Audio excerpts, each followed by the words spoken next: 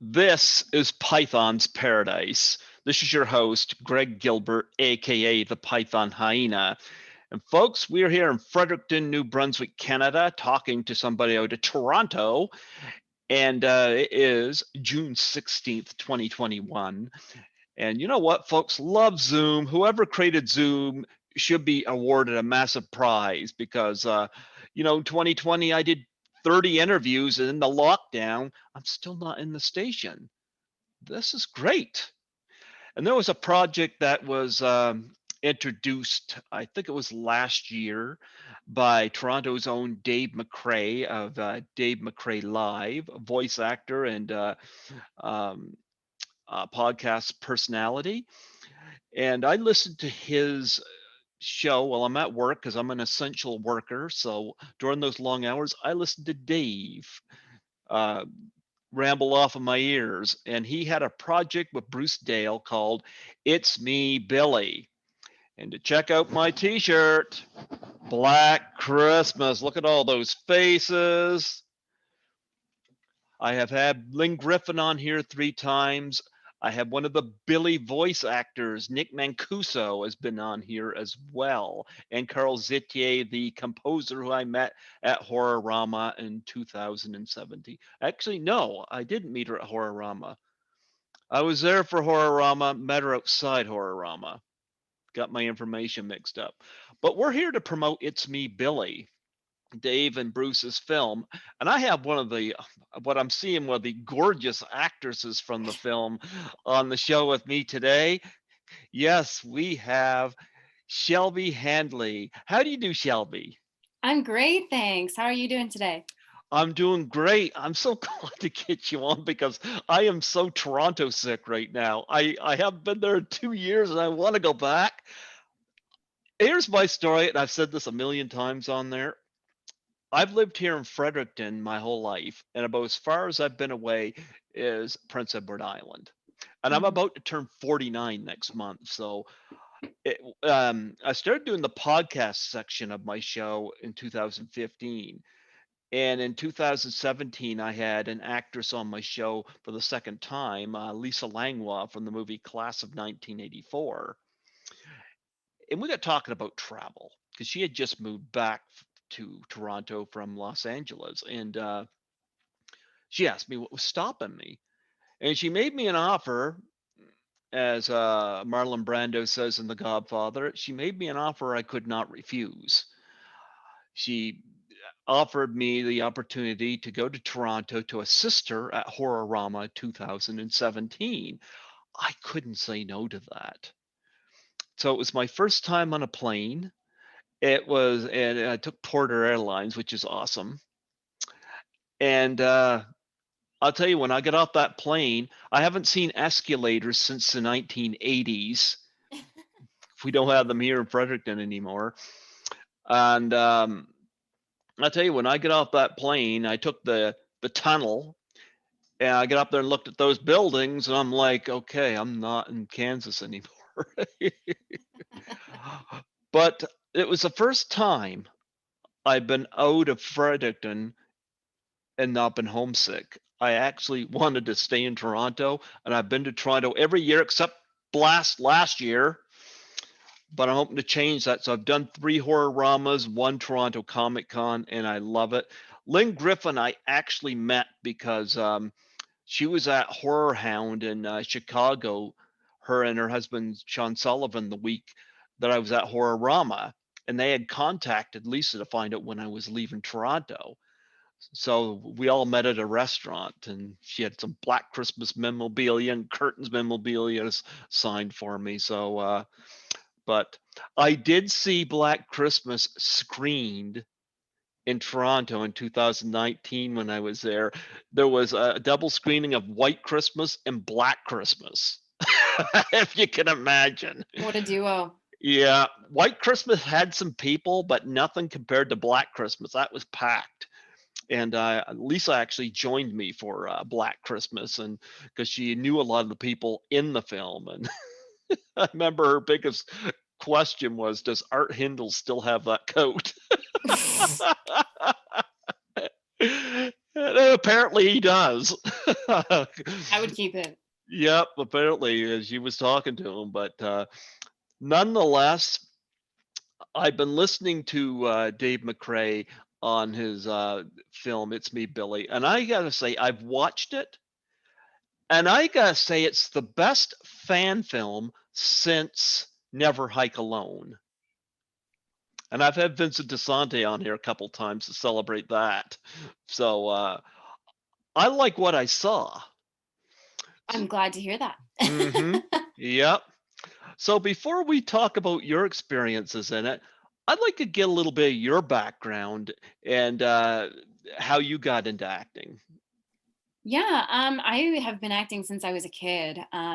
So I have been acting kind of my whole life. When I was in high school, I had a really good, it wasn't a performing arts school, but we had a really good performing arts program and offered a lot of different shows. So I was in 2 or 3 shows a year all through high school. Mm-hmm. And then I actually didn't perform much when I was in university. I didn't go to school afterwards for performance or anything like that. Um, but I had always wanted to get into film. So I was living in Toronto, working in Toronto so that I could be performing in Toronto. It is not cheap to live here. So it definitely, getting a job and starting the grind. Um, and then it was just sort of transitioning, putting myself out there and really submersing myself into the film world that's here. And there is so much work to be had here in Toronto. I would love to live in Toronto. I really would, but I don't know if I could afford to. But right now, like I'm in this little apartment here right now, but the plan is that my brother and sister-in-law and I are going to get our own place where they live upstairs and I live downstairs. Sounds like a And the great deal. yeah, and because he said, because we're going to get solar panels and stuff on the house so that we could live off the grid a little bit. And he said, Interesting. Cool. yep. And he said, I could do is I could go to Toronto a couple times a year. But I'll tell you what, I'm often wondering, I actually gonna come back from Toronto one of these times. I've been to Moncton and St. John and gotten homesick. So how strange it is for me to go to Toronto and not want to come home. I can't explain that.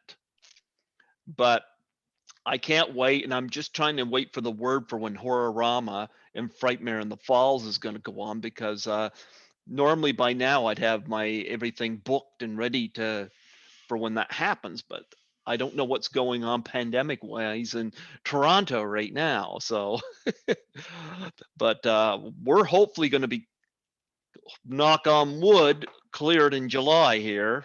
We did get the jump on that pandemic here in New Brunswick. Our numbers have been fairly low, so That's but great. That's great. We just opened up our non-essential retail mhm. and patios have just opened up this past weekend. Mhm. We're starting. We're starting. You're starting. But I'll tell you, I've done a lot of interviews this year out of Toronto, and I work as a cleaner. So I'm an essential worker. And a Mhm. lot of times I work back shift because Okay. well, it means because I can clean and not be in anybody's way, and so I usually Sure. sleep during the day. But that's where I listen to a lot of Dave McRae because he'll be on there for a couple hours and I'll just stick him in and I'll listen to him on my phone as I'm going about the building, you And know? he will keep you awake, that's for sure. Oh yeah. Oh yeah. Yep. With some words like, it's a shit show. But Dave, can you do that? Oh God, I would probably be insulting to try. But Dave, Did you I do that hope on he's set a listening. lot with him? No, no. Not until after the camera stops rolling we wrap, right? So I missed Toronto Sure. so much. I've interviewed a lot of people out of Toronto, and I'm still in touch with Lisa Langlois. And I found myself listening to a lot of my interviews I did out of Toronto. Just like, oh, I miss it. Got to connect. So Dave McCrae has been providing a little bit, and I always hear him say on there, I don't know how many people are listening right now. I'm listening. I'm listening. I usually don't hear him live.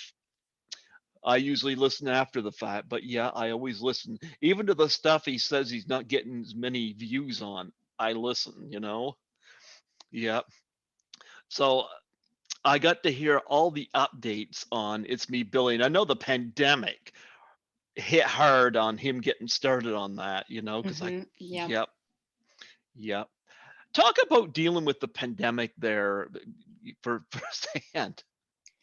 Yeah, it was a really interesting and unique experience because obviously we couldn't get together in person to do rehearsals or even just meet and greets.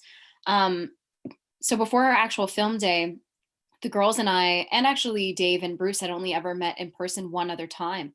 When patios and restaurants had reopened last summer, we were able to go out and connect once, and that was it. So it was very interesting because it was a lot of Zoom rehearsals, which it's great that you can connect so many different people without having to get together, but it is a very different experience to be performing to the camera, and you're hoping that your intonations and your expressions and this and that are coming across, um, which is why it was so incredible and such a great experience, especially for the girls and I, to connect, because we didn't really know each other, and yet it felt so much like we did. We got along from the first time that we met online. Um, and so it was it was very unique. I keep saying that word, but it was a very interesting process. And then shooting itself obviously was in COVID as well, with different restrictions. We stayed in the house. The crew stayed mostly separately at a hotel, but we were really trying to like limit external interactions, and that was an interesting time as well. Did they give you Billy phone calls? Oh man, they did not. Um, Dave did regret to inform us that there was a murder in the house that we were in, and he didn't tell us till we were there. But he did not prank call us when we were in the house, because we probably would have left. Yeah. No, Dave McCrae actually mentioned on his show, Dave McCrae Live, that one of the things he loved is that the three of you kind of had your little get-togethers, whether by Zoom or whatever, which actually helped the chemistry between the three of you, which is, I gotta say, certainly this is the best thing for Black Christmas since the original, because I thought that 2019 film should be put in a dumpster fire somewhere. I was insulted as a male watching that film, and I have nothing against strong females, but that film was a slap in the face. I hated the 2009 version, and I watched the 2006 version last night, and it looks nice. It's got a lot of attractive actresses in it, but it's so stupid. I haven't seen it, but I do hear that quite a bit. Well, I was able to watch the 2006 version. I don't want to see the 2019 version again. I like Mhm. I said, it belongs in a dumpster fire. You know, that was a film with an agenda that shouldn't have even had the Black Christmas name on it. Right. But I'm a huge fan of the Bob Clark original, though. I actually got this shirt at Horrorama in 2019. I got this and Suspiria and Carrie, and these shirts are great. And so I thought I'd wear this tonight since we're to It's Me, Billy. But I love a lot of films that were shot in Toronto because I remember when I was there with Lisa, we went around to the class of 1984 locations, and but I know Prom Night was shot there, and so was other Canadian films, Curtains, Happy Birthday to Me. You could go on and on. Hmm. Yep. So they got a lot of nice talent there. But nonetheless, I loved what I saw with this, and I gotta say too, I hope, and I'm not going to spoil the ending of the film, but I gotta say, I hope Dave is able to make something happen for the next film. And I think you know what I'm talking about. I do, yes. I think he is Yeah. very hopeful about that as well. That's kind of the goal. So we'll see. We'll see what happens. Fingers crossed. Actually, I should show this off while I'm here. I am so blind. What is oh, I'm going to show this off while I'm here. that's very cool. Now, I didn't get this off of the Dave McRae thing. Actually, Lynn Griffin had messaged me because I got her on Facebook and she's been on my show a number of times, and I ordered one of these from her. So got Black Christmas here, her with the bag over her head. Did you get one of Love it. these? No, but I should message her maybe. Yeah. Oh, she's lovely. Yeah. Her husband Sean was in Wayne's World. Oh, really? Yep.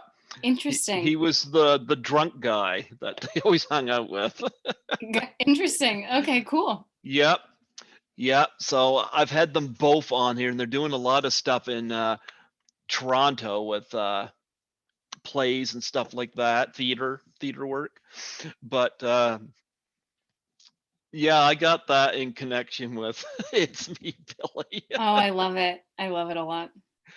So when's the first time you saw Black Christmas? I'm assuming you've seen the original.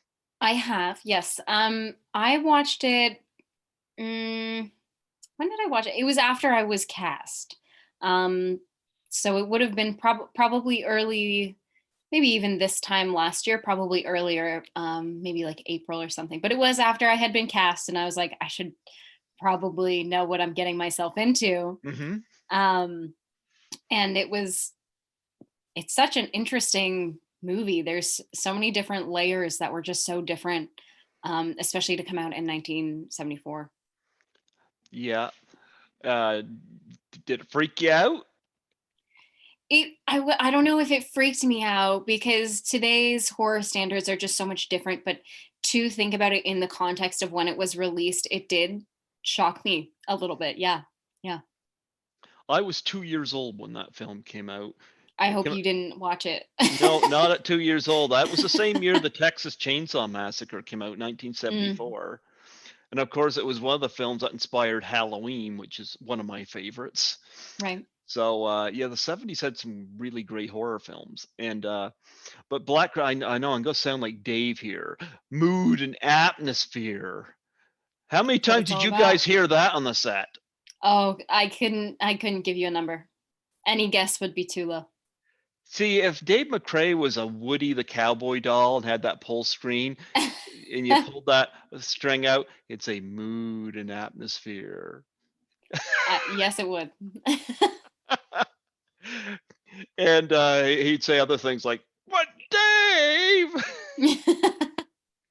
and then there's somebody poisoned the water hole. Oops, somebody left that one in there. But nonetheless, yeah. Did you have a favorite scene in the original Black Christmas? I think that the original reveal of the bag on the head was probably like my favorite when I think back. Like just like so iconic, very classic, I suppose. It's not a very original comment, but like just the visual of that and then that carrying out throughout the movie is also so like shocking to kind of see. Like it is very dramatic and kind of unsettling and startling. So that's my favorite moment, I think. Now, the bag when she's in the rocking chair, or the bag when she is originally killed off? Um, I would say like not to say that I loved seeing her like that, but I did love the visual of it recurring. Hmm. But that initial reveal, I think, is probably kind of the most um, kind of shocking to start it out. So that probably sits with me the most. Lynn actually wears a bag on her head when she does conventions too. she Good has for her. she has Oh my done that. goodness. Yep, she has done that. Props to Um, her. yeah, have you met her? No, I haven't. No, I have not had the pleasure. no, no. We met at a restaurant. Me, Lisa, her, and Sean, and had a nice discussion about Black Christmas. And Curtains is another terrific horror film from Canada that she was in as well. Um, but I think my favorite scene in Black Christmas, and there's a lot of them, but this one was also really referenced in It's Me, Billy, and that is the Margot Kidder death in the film with Hmm. the Hmm. unicorn letter opener. Yeah. And I love that. And where you get the carolers outside, and Olivia Hussey is where the carolers outside, and then you got them just stabbing that image of the eye, and I love the how Dave McRae and Bruce Dale paid homage to that Hmm. Yeah. with when one of the scenes in the movie. So that was great. But yeah, I love this. I love this film, and unfortunately, they weren't able to get in the original house. I have not seen it yet on my trips to Toronto, but I guess they did something with the opening to kind of vent their frustrations on that with a scene with you guys. Yeah, yeah. The opening sequence is actually based on an experience that Bruce and Dave had when they tried to go to the house and were rather quickly turned away. And so they kind of, because they did originally, the goal was to shoot there. So when they went, they were feeling very dejected when they left, and then that scene was kind of born from that experience of just being, frustrated at the loss of opportunity to even explain what it is that you're there to do, Hmm. or why it is that you want to be there, which is articulated by Sam, Victoria's character. Well, we always could have said Kenny Graham. Don't think that would work? Yeah, yeah. You gotta ask Dave about that one. Dave could do his Donald Trump voice. I don't know that that would have helped him get in. Have you seen the Black Christmas house for real? I have not. No, No. no. I would love to go. I think, especially with the pandemic in the last year since we've sort of started this process, that wasn't Hmm. really ever an option to go explore. Hmm. But it would be very incredible to go and see. Yeah. Yes, absolutely. I haven't seen it yet. I was going to go see it in 2017 when I was there, but I was only there a week, and I was doing so many other things. I had to put that in the back burner, and I still Hmm. haven't seen it, but I did see the class of 1984 location, so I got that experience in. But A few wins. There you go. yeah, but no, I love this film, and I think Dave really tapped into the look, the feel, and Yeah. even the sound. Because there wasn't a whole lot to do with sound in the original Black Christmas. I met Carl Zitier, who was the composer for it, and you hear that piano, the droning piano sound, and I think Dave and Bruce tapped into that. And I know Dave did a session where he talks about the importance of sound. And it's funny because I was thinking that too in watching this film, how the look, the feel, and the sound was all there. A lot of people, and I know he's had this issue whenever he was doing this campaign, he'd get people saying, "Why haven't you shot it yet? Why haven't you did this? Why haven't you did that?" It takes a long time. I mean, Vincent DeSante succeeded with Never Hike Alone. Well, it takes a long time to do a film of this magnitude because I see a lot of fan films that aren't very good. Mm.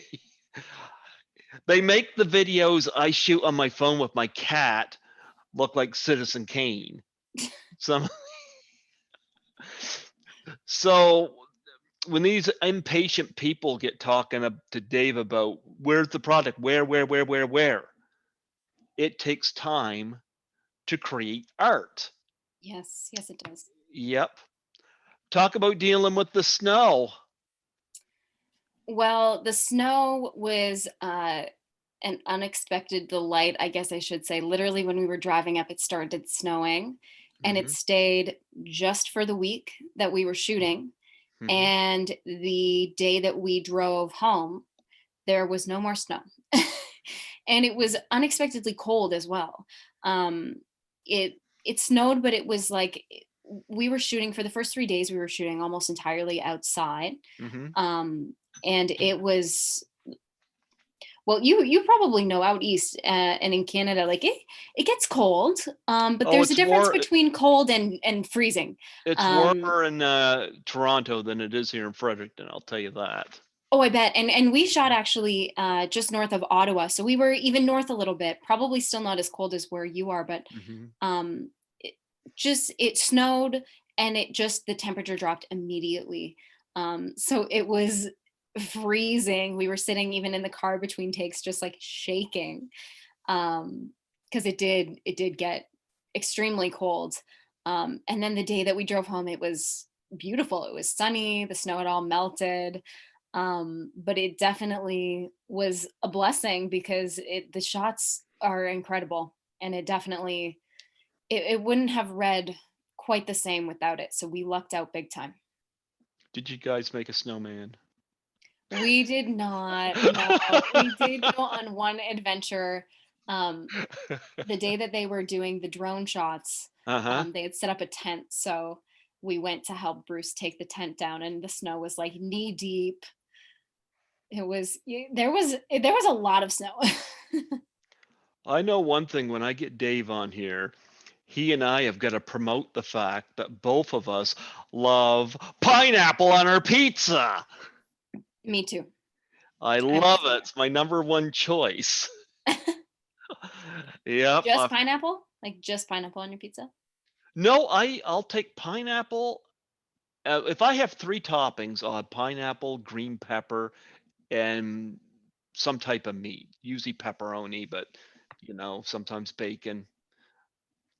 But I know Greco Pizza has a deal where you can get for $7.99 a medium pizza with two toppings, and when I get Hmm. two toppings, it's always pineapple and green pepper. Just I'd share a pizza with you. We could share pizza. yeah, oh, I love it. Yep. But I hear Dave on there and said, "Who doesn't like pineapple on their pizza?" I said, "I love Bruce. pineapple." Bruce, Hmm. fire Bruce, fire Bruce. Point of contention. Yes, already mad at him. No, but I hear a lot of this stuff now. You and the girls. Now, here's a question I do have. Now, I don't know the backstory here, but what horror film were you guys watching on the laptop, or was that just sound effects? So I don't know what they put over top, but what we were watching was The Walking Dead or Fear of the Walking Dead. Bruce had one of those on his iPad. Um, so that's what we were actually watching. Um, Why they were you? wanted to put well they wanted to put something, so in the scene where I'm Uh-huh. sitting up in bed, um, Bruce had put on, it was like kind of the first horror thing to pop up. I don't know if he had been watching it or if it was new to Netflix or something like that. And so he put that on. And also there's a lot of really bright scenes because in a lot of horror movies the scenes are typically a lot more dark. Mm-hmm. So for logistics purposes, the brightness of the scenes in that show really helped because we needed it to be a little bit more bright. So because I had been watching it in that scene, we just turned the same thing on because it had worked so well upstairs. So we were watching The Walking Dead. Why not Black Christmas? I don't know that the lighting would have helped a whole lot. How ironic would that have been? It'd be like that scene in Silent Night, Deadly Night 2, where they're watching movies theater watching Silent Night, Deadly Night, which makes no sense. But but we appreciate it when we watch. So yeah, it would be very meta. If not a little insensitive to Sam, considering we're there because her grandma just passed. But Talk about working with Victoria and Malika. I mean, you three had a great chemistry. Talk yeah. about your adventures during this time and how difficult it was to part ways. Oh, it was honestly being there for a week. It was an incredible week. It was an intense week because we were shooting so much. But it was not long enough. We wanted to stay for much longer. The girls are just absolutely wonderful from the first day that we met, not even in person, but just kind of started talking. We just are very similar. We have a really good connection and a similar energy. So it felt from the first time that we talked like we had already known each other. And then that just kind of grew and grew and grew. And then when we got to spend a whole week together, it was like, it just like felt like, hanging out with some of your best friends. And the girls and I are very close friends. So I'm very fortunate for this film for many reasons. But definitely having them is a big part of that as well. You know what? It's interesting because one of the things I love about Black Christmas, and I love the same thing about Halloween, and I'm going to quote Dave here, mood and atmosphere, Mm-hmm. because if you look at the 2006 I watched 2006 Black Christmas on here last night just for shits and giggles, so to speak, Mm-hmm. and I love the look of the film. But it was all coming back to me of why I didn't like it to begin with. But here's the thing: I counted down. There was like I think 16 people on the body count. Now Mm-hmm. the original Black Christmas doesn't have a big body count, and better yet, the original Black Christmas did not have a bunch of blood and gore. Mm-hmm. Whereas the Yeah, no, 2006 film, it's almost like they were trying to force you to upchuck in a bucket with right. some of the stuff that they were putting on here. I love the fact that Dave knew why the original film worked Mm-hmm. and that it was not about body count. It was not about grossing people out. It was about suspense. It was about mood. It was about atmosphere. And of course, I know he's mentioned this on his show. You only got a body count of 2 in this movie. Mm-hmm. And I like what they did with that. Do you have anything you could share about your scene there? How spoiler heavy are we going? I mean, I guess you kind of already gave some things away. Uh, Yeah. Well, it's out there on YouTube, so that's true. yeah. Uh, if you haven't watched it, you should But check. we won't spoil the ending, so Okay, okay. we We'll won't. leave the ending. The film itself is fair game. Yeah. Great. So my death scene, or it's not even really my death scene, the reveal of my death, I suppose, Uh-huh. because you don't actually see me dying. Um, we filmed that. It was the last shot that we did of the night, or the morning, I should say. I think we filmed it at like 5 or 6 a.m. After an overnight shoot, Hmm. and everyone was ready to be done shooting for the day because we were already over time, and it was freezing again, and I'm sitting in the back of a trunk in my pajamas with a blanket half wrapped around me and a bag over my head. And so when I originally read the script, I said to Bruce and Dave, how, just curious, how do we do this? And I guess in the original, what they did is they had a small hole in the bag that basically was shoved into her mouth. So it looked like she had breathed it in, but she could still breathe through the hole. Mm-hmm. I don't know how well that worked for her. But when you're sitting outside and it's freezing, even just between takes, like breathing in and out, like it was no time before that thing had fogged up and it was condensating, and it did not look good. So we kind of had to like change the bag every single time so that it wouldn't get foggy in there. I would have laughed if he had to use like a Sobeys bag or something. Product placement. Yeah. Just a grocery bag. Yeah. Classy. Well, so eventually it got to the point where I couldn't find the hole anymore. So I was like, Mm-hmm. just shove the bag in my mouth. It's fine. I'm just gonna do it. Because trying to breathe still, it wasn't working because you could see it in the bag. Mm-hmm. So it was like, okay, I'm just gonna hold my breath. And it was it felt like a lot of pressure because everyone was ready to be wrapped. Uh-huh. And here's me, I was like, I gotta get this in as few takes as possible. So I think we only did maybe 3 or 4 takes.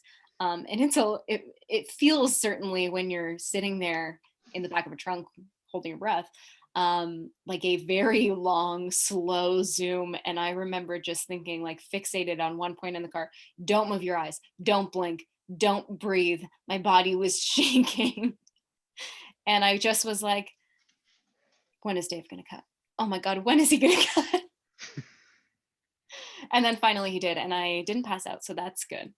But it was a lot of fun, and it looks great. Even just Dave and I had taken a picture together of me in the bag, and it's my head. That's my face. It doesn't even look like me. I couldn't even believe that that was me. Yeah. I look like a He, dead doll. if I was Dave, I would have had the picture with you with the bag, and I would have had a slice of pizza with pineapple on it. Oh, you can't eat it, can you? Maybe eventually when we have a cast party, I wouldn't put it past. If you did the conventions, would you do what Lynn Griffin does? Bring the bag? I would bring it. I would love to hear about her experience having that on her head all day. Well, she's Like, Toronto based. I know, that's so amazing. It's wonderful that you are so in touch with her. I'll have to. Hmm. I'm sure she probably doesn't care who I am, but I'll have to reach out and see. She's a lovely person. Oh, I believe it. Actually, there's a band in Toronto I have been in touch with since my first trip to Horrorama called Blood Opera. Hmm. And during the pandemic, they didn't perform live shows. Mm. They did like streaming concerts where Right. they'd shoot Yeah. stuff in their basement and have the lighting and the costumes. But they did something for Black Christmas. Oh, really? Yeah, and where they Cool. would have like he would ask this question, but the questions were already sent to the person he's interviewing. So he'd Mm. splice himself into asking the question and splice their answer in. I put them in touch with Lynn Griffin, and she totally did it. So, That's so great. yeah, That also seems like just like such a fun, intimate concert as well. yeah. And they did one on prom night, and I put them in touch with Paul Lynch, the director of the original film, and he Hmm. was totally up for it. He lives in LA, but he's from Toronto, Hmm.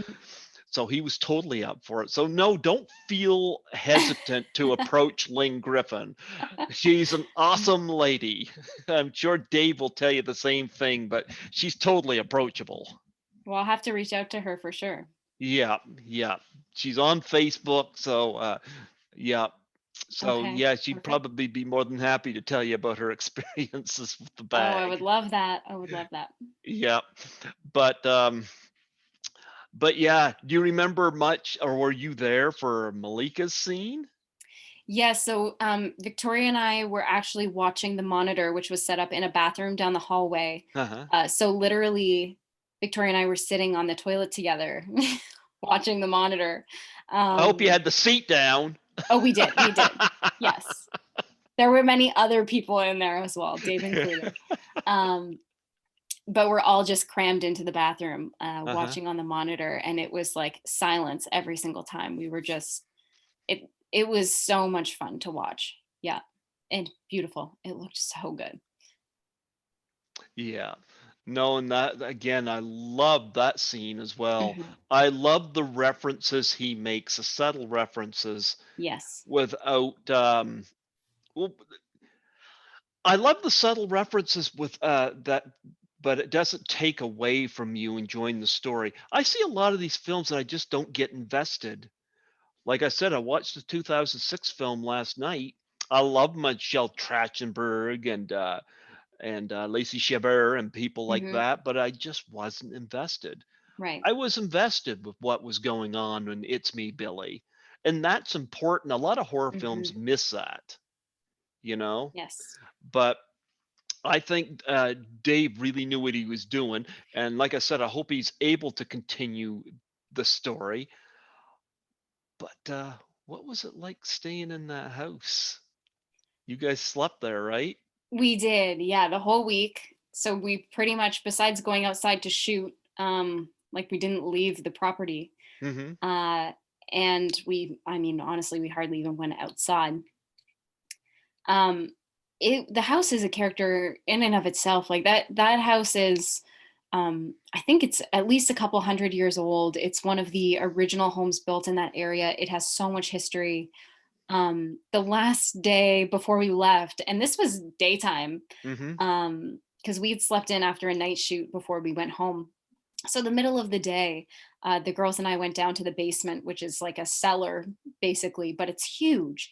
And there's Mm-hmm. all these different tunnels and different, uh, things carved into the wall here, or this room is tunneled off, and it's a fascinating building.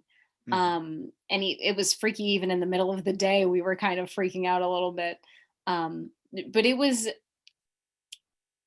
was beautiful. The house is beautiful. And it did really, I think, help and add to the experience to be able to sleep in those rooms. For me, at least, I was sleeping in my character's actual bedroom, Mm-hmm. um, and just really helped to connect with the content as well. You're looking around, it makes the lines more true when you're saying, like, oh, this house kind of creeps me out a little bit, or this house is incredible. Like, I can't believe, like, it's true. It just is its own character and has so much essence on its own. So the following day, did Dave like come there and say, "You guys didn't happen to find a murdered body there?" Did He was curious about what we found in the basement and the secret room that we found. He himself did not go down, I would like to point out, when we went down. Um, that we do shoot down there a little bit. But I got to ask about some of the other people in this film too. I'm bringing it up here mhm, on mhm, IMDb yep. because I want to get the people's name. Brian Charles Peter, that's the name I was Mhm, looking for. mhm, Gotta love him. Of course, he was mhm. Billy. Yes. Yes. Talk about working with him. Brian is the loveliest man you will ever meet, Hmm. which kind of makes him playing Billy that much more unsettling. Because he is just this very sweet man. The first night that because he came up a couple days into us shooting so that he wouldn't have to be there on days that he himself wasn't shooting. Hmm. And the first night he came up was when we were switching from day shoots to overnight shoots. So we were trying to stay up. He played cards with us all night. He walks in when he first gets there and kind of goes, "Do you guys want a beer?" He brought beer for everybody. Yeah, just a lovely, lovely Well, he person. needs to numb you guys out for the phone calls, which of course Dave did some of them anyway. Yes, yes. And I mean, it was funny because even Brian stayed in the house as well. Hmm. And so there was one day where we had walked past, we're like, what is that sound? Do you guys hear that? Yeah, I do. Do you think are they playing something upstairs? No, I don't know. And Brian was like singing the creepy lullaby in his room, getting into character. We were like, we're not going to go in there. That's when you closed your bedroom door and pull Yeah, the dresser in yeah. front of it. Yeah, that's why we didn't go to the basement till the very last day when everyone else had left. Yeah, yeah. Talk about working with Dave as a voice actor, because I know he did some of Hmm. the Billy voices on the phone. Yes, yes, he did. And so it was interesting because he had been voicing Billy for most of our rehearsals. Hmm. Um, and even when Brian had come in, he would kind of overlap with Brian a little bit and kind of give his Billy. Hmm. So it was cool to see it all come together at the end and hear it in the movie, because we had heard it so many times before, but to hear kind of both of those strung together, both Brian and Dave, was very creepy. Um, but Dave, he's an incredible voice actor, but also he's a wonderful director. He's very attentive. He definitely is very animated, and so part of his voice acting, you hear those things come out on set.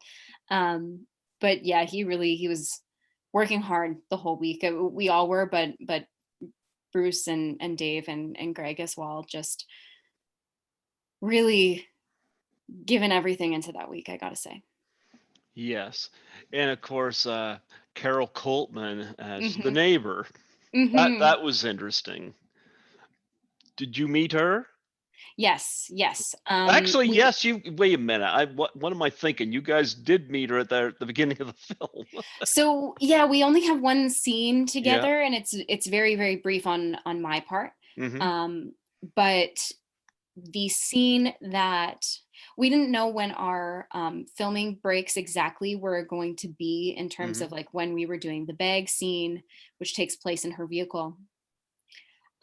And so for actually most of if not the whole thing, the whole scene where Victoria and Caro are in the vehicle, after she's run out and called for help and banged on the first vehicle that passes, and it just so happens to be Mrs. Crane. And they're driving in the vehicle. I'm just laid down in the back seat for that whole time. So Caro and I got to spend a decent amount of time together, and she's wonderful as well. Yes. Now we talked about Dave. Talk about Hmm. Bruce. Talk about Dave and Bruce as a collaboration, because I know listening to today's podcast, they've been friends like forever, So talk about their collaboration and working with them on set. Absolutely. They are so in sync and have such a good synergy. And part of that, I'm sure, is that they've been working on this for so long, and bringing this idea together. So they're on the same page. But they do really balance each other out a lot. Dave can be a little bit more high energy, whereas Bruce is very laid back, and very chill. But they work so well together to bring both of those elements into the set and into filming. So it's not like one is extremely dictatorial and the other one doesn't have anything to say. Like they really will communicate the same thing to you in two different ways, and you kind of utilize both of those different methods of communication to bring out the best performance. Like they both just kind of have this way of seeing what you need in the moment and making sure that you're in a good place and you're comfortable and you are feeling good about everything that's going on as well. But they're so collaborative as well. Throughout the entire rehearsal process, they were always asking for our opinion, if we had any thoughts, really encouraging of bringing these characters to life in the ways that we felt was appropriate. Obviously, if anything would have been extreme, I'm sure that they would have stepped in to help kind of refocus. But just really encouraging of making this a collaborative process for everyone. Even though they had obviously like a very clear vision for themselves, they really allowed us to be a part of that creative process as well. Yes, but Dave has better taste in pizza. I'm gonna keep throwing that in there. What was the catering like there? We worked with a company whose name I do not know. I think I checked when we were on set, but I don't remember now. But we did have a catering group come in every day. So they would basically drive in multiple times a day with meals for everyone. Hmm. Um, it obviously needed to be a little bit different because of COVID. So everything was prepackaged. which sort of limited the amount of options. But the food was great. It was really easy, like grab and go. We all kind of ate, not all together, but we're able, because we were in the house, we were able to spread out as well. So being mindful of COVID safety precautions. But it was one company that we worked with throughout the entire time, with the exception of the dinners that we had on screen, which were just frozen dinners put on plates by our lovely PA Emma. Mm-hmm. Well, I really enjoyed this movie and I had a lot of fun watching it. It Good, I'm glad. definitely felt like Black Christmas, I'll tell you that, which Oh, good. is something I can't say for. I'll tell you, you could skip the other two, especially the 2019 version, which, like I said, belongs in a dumpster fire. It's All one of of the, this negative energy, though, is really just making me want to watch them. Like I need to know what all the hype is about. you know what? When I go to a movie theater, it's bad enough you're gonna be preached at but to be insulted. Oh, I wanted to ask the director to give me my money back. That's what I wanted to say. okay, It's quite a like stance. it'd be about the same as being invited to somebody's house and then you get lambasted and basically insulted the whole time you're there. It's like, why did I come here? That's what the 2019 film felt like. Okay, well, if Yeah. I decide to watch, I will prepare to be insulted. Yeah. Well, I don't know about you, but as a male, I felt it. I don't even know why they called it Black Christmas because it bears nothing to the other films. I did hear that, yeah. Yep. I wanted to take a baseball bat to the film. Does that tell you anything? Maybe a unicorn letter opener would be more effective. I haven't felt that angry at a film since I saw Pearl Harbor, and don't get me started on that one. I really hated that film. But I enjoyed It's Me, Billy. Uh, Dave McCrae got it right. But I want to kind of segue from that because I know you've got some other short films on here, and I want to give you the opportunity to talk about those. I know you got one announced, "Happy When It Rains." Is that like a song? That's a song by Garbage, isn't it? But it could be. Yeah, they have Um, a song called "I'm Only Happy When It Rains." Maybe that's where the title is inspired from. I'm not sure. That one is actually, oh, we shot that a long time ago. It's like a sizzle reel, for promoting a TV series. Hmm. This was kind of like the teaser for that, which I know has been tied up, I think, in many different things throughout the post-production process. Hmm. So that's just like a very brief one. The main ones that I've had come out this year would be Sea Breeze, um, Hmm. which is just a short film, that was in a lot of online film festivals this year, which was very exciting. And I do have another one coming out soon, called Eggs in Hell, which is kind of a thriller short. Not sure when that will be released. It's not That even one will be a listed fun on one too. here. I don't know if it's on IMDb yet. It will be, Okay. but keep an eye out for that one. Um, Otherwise, oh, I don't even know what else is on there. Well, there's "Praise a Lone Man." Yep, I You're do a voice in that one. Oh, come on, you're too lovely to just do a voice. I get FaceTime in some other ones.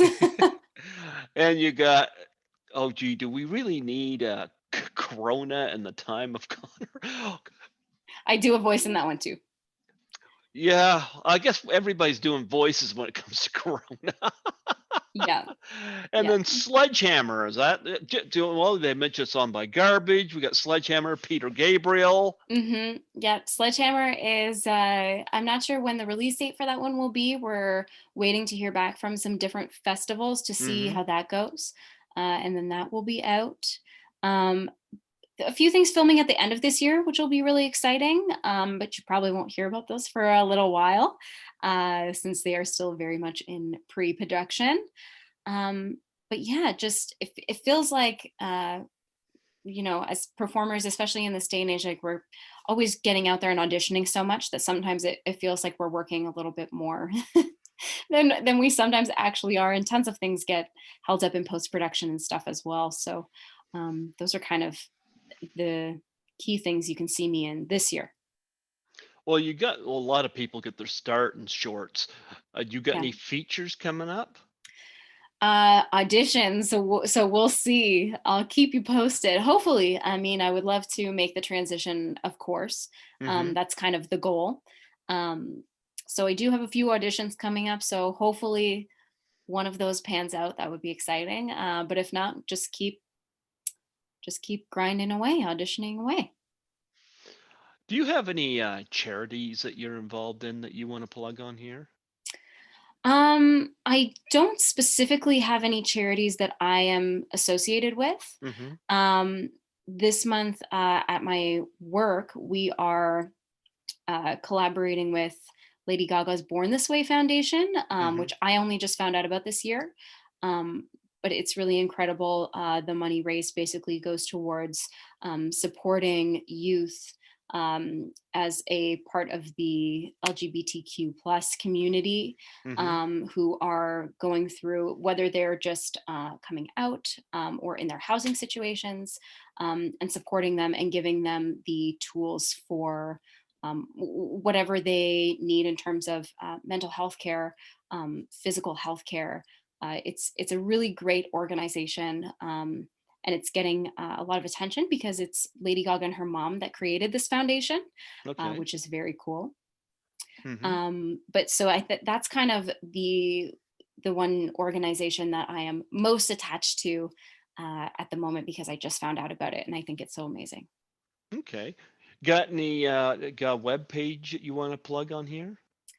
For myself, no, I don't have a specific website. Hmm. Honestly, most of my promotion just goes through my Instagram, which is just at Shelby Handley on Hmm. Instagram. But other than that, I post all the work that I'm doing, and if you just check out the film, if you haven't already, that's kind of the biggest plug I think I can do here.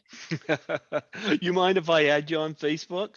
Oh yeah, go ahead. I'd love that. Okay, I'll do that. That's where I first found you. And yeah, I gotta get Malika on here, but I do have Yes, Victoria coming on Sunday. yes, so And exciting. oh, I think it's amazing how much she looks like a young Olivia Mm, Hussey. yep. Dave did And really well there.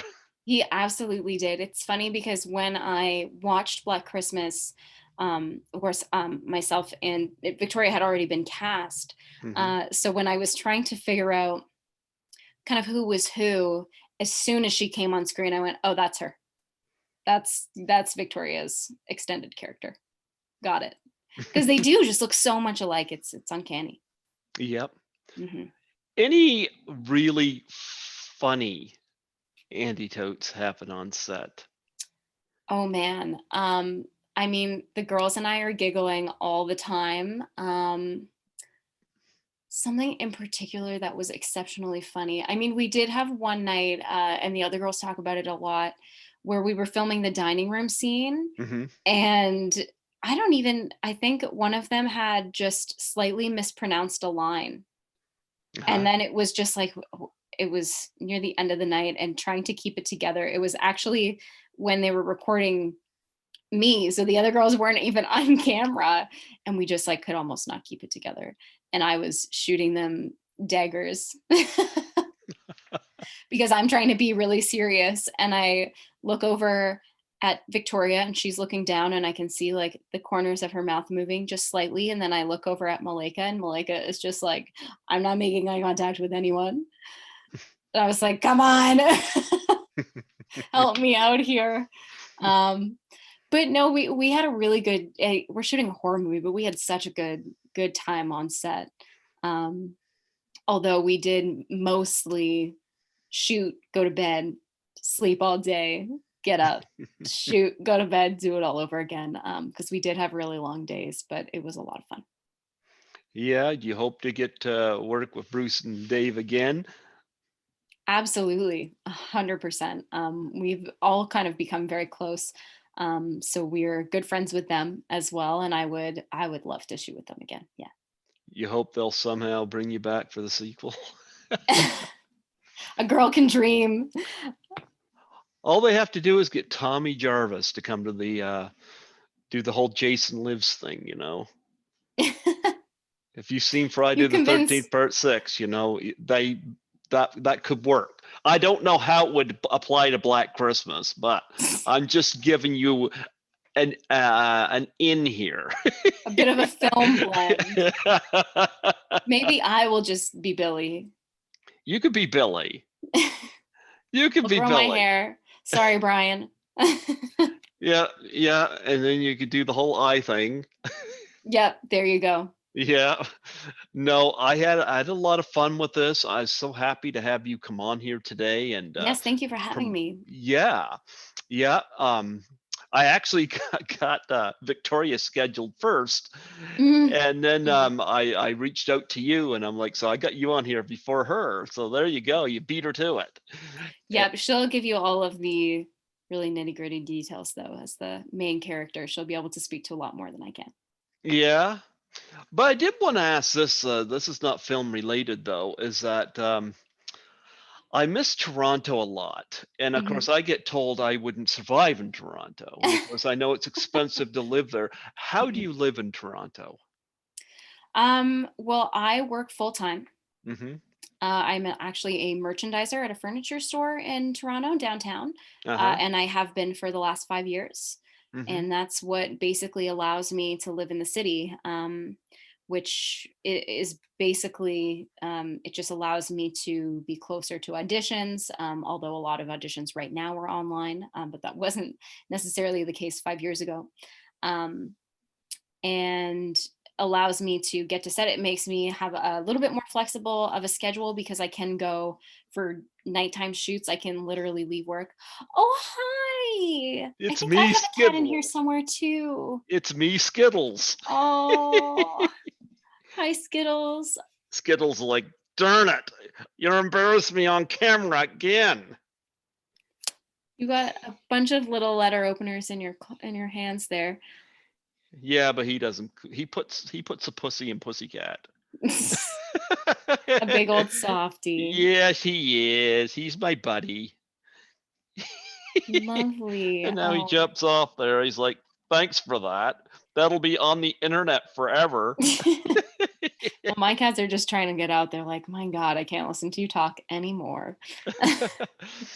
But yeah, but I work full time for a cleaning company, and one of the things that stood out to I said that I said I get called a lot because we got people out injured or whatever, you know, I get called a lot. Hmm. But I understood the cleaning company I work for is also based in Toronto as well, and Oh, I was kind of like hinting like, you know, relocation time, maybe. but do you room with somebody though? I live with my partner. Yep. Yep. You see, that's a funny thing because it's just me and my cat here. My cat Hmm. will not get a job. He will not Oh, pay the rent. freeloader. Yes, he's sucking up now, rubbing against my hand. He knows you're talking about him. Yes, that would be my one big problem right there because I mean, Hmm. when I live, the worst part about Toronto for me is leaving.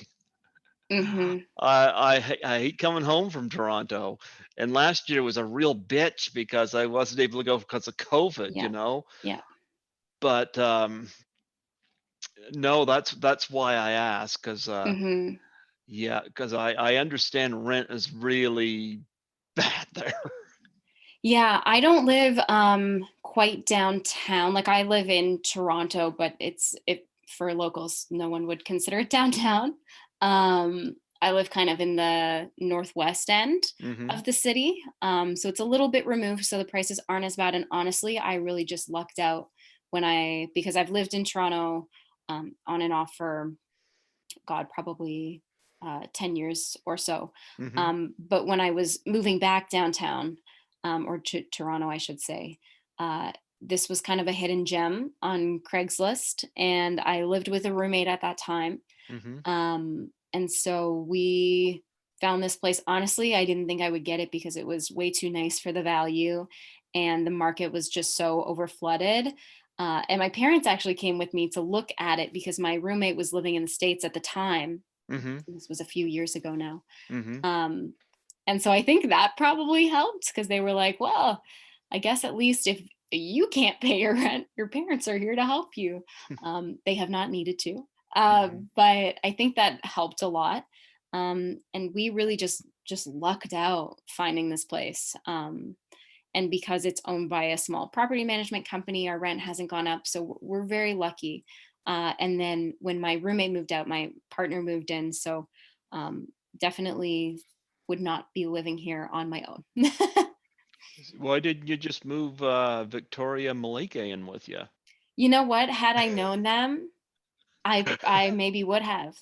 I maybe would have. One would have to sleep on the couch, or we could just get twin beds, I guess, like the movie. That would probably be fine. Who would sleep on the couch? Come on, let's put it out there. Who's the least popular? Oh, I don't think about popular. I would probably, honestly, we would probably all volunteer to sleep on the couch, and none of us would probably sleep on the couch. We would probably just rotate through. Being bed buddies probably is more likely. Well, like I said, I would love to live in Toronto. Lisa really skilled me on how to use the subways and the streetcars because we don't have Hmm. that stuff here. Right, right. I never even been in an Uber until I was in Toronto. I didn't know what an Uber was until I saw Office Christmas Party. And then Uber isn't necessary. yeah. So she really trained me well on the subways there. I miss Toronto so much. You know what I did one day? Hmm. I come online here and I just found on YouTube, just watched the Toronto subways go back and forth for 20 Oh minutes. boy. I'm like, yeah, that's how bad I missed it. Listen to the subway sound, you I know. promise you won't do that if you live here. No, Mm-mm, nope. probably not. No, but yeah, I've been advised I probably should stay here and travel to Toronto a couple times a year, and I'm up for that. I'm up for that. But I do go there for Horrorama, and I plan to do my Mhm. first Frightmare in the Falls. Do you ever go to the cons? I haven't been. No. I do love horror movies, but I'm not really well connected in the sort of horror um, fan community. Hmm. And so I haven't been, but I feel like it would be a lot of fun. It is a lot of fun. I Hmm. went to Horrorama 3 times and one Toronto Comic Con. The Comic Con was fun, but way overcrowded. One of the Mm. things I liked about Horrorama is that you get about maybe a dozen guests, but I was able to really have some time with the guest without interrupting or pushing anybody else's time aside. Right, right. That was really interesting, and I made some connections there because Lisa told me to do up business cards and stuff like that for my podcast and bring there. And Wonderful. Yeah.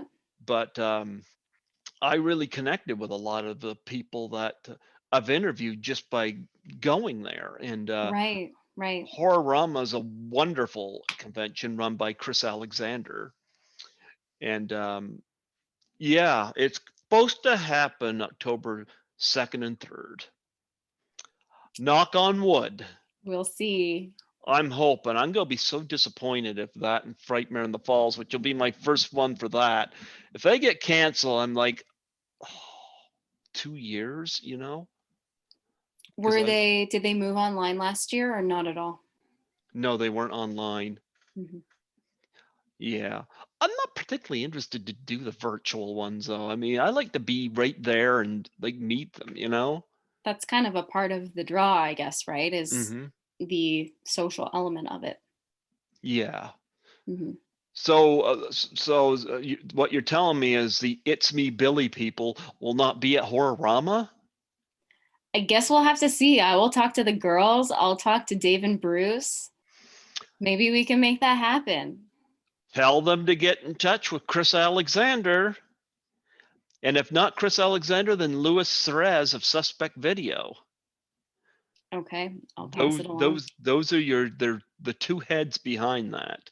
I've had Louis on here a couple times. Chris is a little harder to get hold of, but he used to work for Fangoria magazine. So Okay. yeah, so that would be a great avenue for you to go down.